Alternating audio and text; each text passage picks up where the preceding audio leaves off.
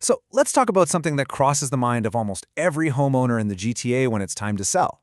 Should I just sell my house myself and save all that money on commission? It's called FSBO, for sale by owner. And while the dream of a bigger payday is super tempting, it often hides a way more complicated reality. The real question is going it alone actually worth the risk?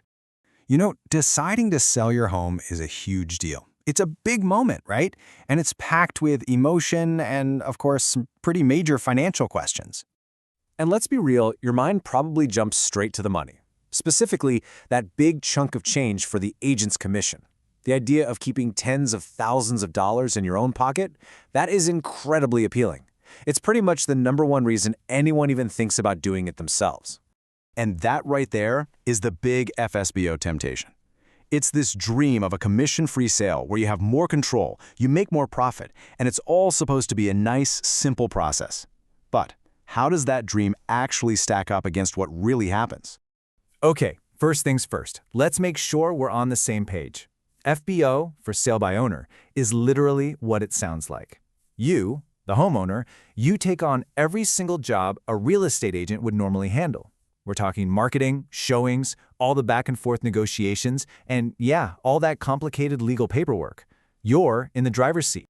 But as a lot of people find out pretty quickly, being in the driver's seat can get, well, pretty intense. The reality of a do-it-yourself home sale, especially in a market as hot as the GTA, can go from exciting to totally overwhelming fast. And this is where that expectation really smacks into reality. You expect more money in your pocket, but you often end up getting lower offers from buyers who think they can get a deal. You want total control, but what you get is an insane workload you didn't see coming. You're hoping for a quick and easy sale, but your home could end up just sitting on the market for way longer, which just adds to the stress. And then there's the biggest hidden danger, the huge legal and financial risk you're now carrying all by yourself. These challenges really break down into 5 big hurdles. First, the price. It is so hard to be objective and price your own home based on market data, not what you feel it's worth. Then, marketing. Just getting enough of the right people to even see your listing is a full-time job. Then you've got to juggle all the calls, the emails, the showings, and when an offer finally comes in, can you really hold your own negotiating against a seasoned agent on the other side? And last, that huge pile of paperwork, it has to be perfect, or you are looking at some major legal headaches down the road. Now, I know what you're thinking. Even after hearing all that, some of you are still determined to give it a shot, and I get it. So if you're really committed to the FSBO path, let's go through a quick checklist to give you the best possible chance of success. If you're going to do this, you've got to be prepared. 1, research your price like a pro. Look at what's actually sold nearby, not what you hope you can get. 2, you have to invest in real marketing. Seriously, don't cheap out on professional photos. 3, get a lawyer involved from the very beginning to handle the contracts. 4, know your bottom line and your strategy before you even start negotiating. And 5, and this one is huge, prioritize your safety. You have to screen potential buyers before you let them walk into your home. But what if that whole checklist just sounds exhausting? Or maybe you just want to skip all those hurdles from the get-go?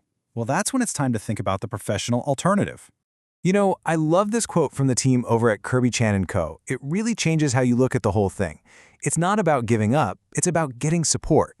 A great real estate team doesn't look at a struggling FSBO seller as a failure. They see a homeowner who just needs a partner to help them get across the finish line and actually win. So how exactly does a pro team help? Well, this list right here, it's the solution to every single hurdle we just talked about.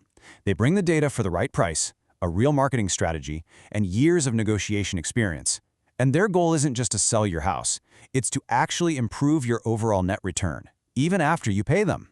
And in a market as big and varied as the GTA, there's one thing that is an absolute game changer: deep local knowledge. A one-size-fits-all approach just doesn't cut it here.